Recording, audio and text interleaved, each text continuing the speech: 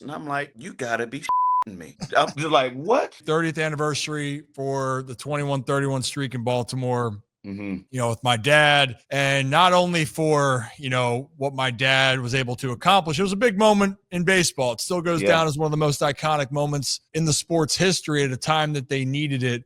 And I just wanted to talk to you if you got maybe a little backstory or something, a connection with my dad. You played this game for a long Yeah. time. You had a lot of success as a shortstop and was a staple in the league for years to come. But do you have any stories you could possibly share of for Calvin that I could this is where it's gonna go. I'm gonna show him this later.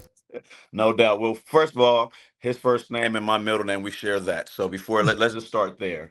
But before I even met your father, obviously he was. I can't say obviously, so I guess you would know. There were two guys I watched: Ozzie Smith, Cal Ripken Jr. That's just what it was, and it was like reversed because I've been around this height since I was 11 years old. So I just figured I was going to be tall. So when I played with kids my age, I was like, well, I was kind of more like Cal Ripken. I was a bigger shortstop, making the plays, learning to make the jump throws, and just kind of moving that way.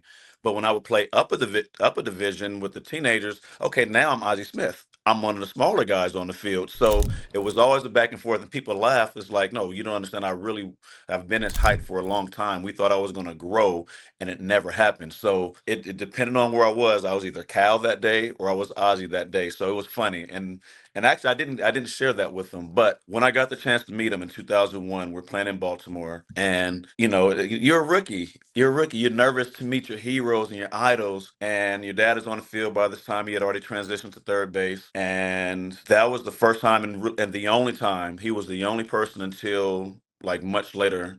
He was the first and only person I asked for an autograph. I didn't care for autographs. It was just, I'd rather meet you, shake your hand, have a conversation, and those things. And we're getting ready to come out to stretch. So I would go out a little early because I'm like, man, I have to make sure I get out there to see him. And I'm nervous. And you kind of feel like a little kid, a little corny, like, man, this is corny. I'm going to ask him for an autograph. What, he might not even sign it. But you've heard he signs autographs for people all the time. The fans, he never tires of it. So I'm like, I'm kind of like the same, but I'm a little insider because I'm actually in uniform.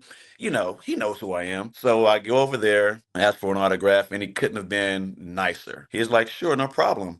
And I was kind of act like I didn't have a ball, but turned around, it's in my back pocket, like, well, here you go. So he signs it to me, and it's like, yes, I got it done. And so I think I may have went in and always text my dad, I got Cal's autograph. And he was like, cool. Later on in that game, he's at third. And it's funny because I was hoping to hit a ball to him, but to get by him, it didn't happen. He's playing back, and your dad's older. I'm like, man, I've seen this. I've seen him make so many plays at short, and it's just incredible. His range, his length, his reaction time, and how, although he aged, he still was able to get the job done. So I get up there and I hit an absolute missile down the third base line off the bat. I'm like, got him. I'm like, yes. I take two steps, and he just leans out to his right, sit there right on his knee, got up to his knee in the throwing position, and I'm halfway down first, and I'm like, you gotta be me. I'm just like, what?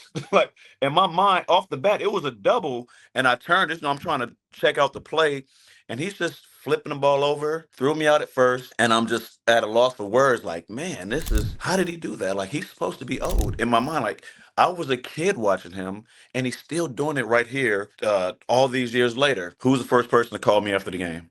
My dad calls, like, said, and the exact words, the old man got you, huh? I was like, yeah. I was like, Dad, I said, off the bat, I thought it was a double, and I was ready to celebrate. Like, I got his autograph, I got the ball by him, I got my double, and it just didn't happen. And I was like, you know what? But that's Cal. Like, I shouldn't have been surprised for no reason, but it did shock me that he still had that range because I absolutely smoked this ball in it. And like I said, in my head, it was already by him. It was a double.